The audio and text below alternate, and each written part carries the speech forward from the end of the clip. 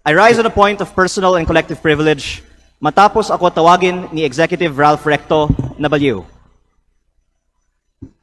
Kung baliw man ako, at least hindi ako magnanakaw.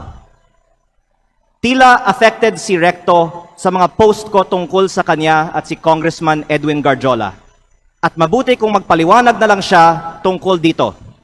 May kinakalat din siya sa social media na ako daw ay may utang sa DOE na 24 billion pesos. Ito po ay walang basihan at inimbento lamang upang tangkang pahinain ang mga binubunyag ko tungkol sa korupsyon sa ating gobyerno. At mas marami pa ang aking sasabihin sa ibang pagkakataon.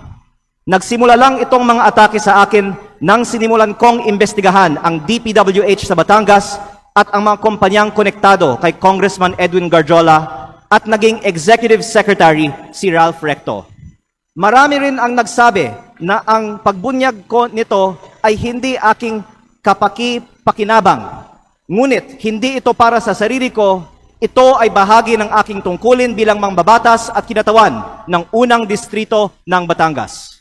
At hindi ako matitinag, kaya po ako ay nananawagan na imbestigahan ang koneksyon ni Garjola kay Recto, lalo na ngayong Executive Secretary na siya, at suriin ni Pangulong Marcos kung natutulungan ni Recto si Garjola mula sa loob ng Malacanang. Dahil limitado ang oras ngayon, ilahad ko ang iba ko pang nalalaman tungkol sa mga koneksyon ni na Garjola at Recto sa iba pang mga araw. Sisimulan ko lang ngayon sa isang punto.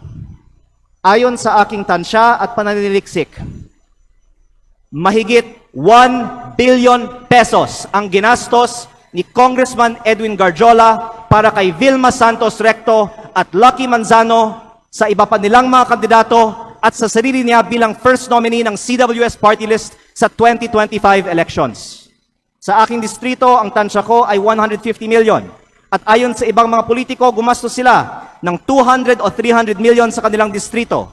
Kaya sa 6 na distrito ng Batangas, sinasabi ng iba na aabot ng 2 bilyon ang ginastos ni na Recto at Garjola. Lalo't mas malaki pa ang ginastos sa Lipa. Pero hindi po ko bubuksan ang mga kinatawan ng Lipa sa aking pahayag na ito. Pero sabihin na lang natin na 1 billion pesos ang ginastos ni Recto at Garjola sa 2025 elections.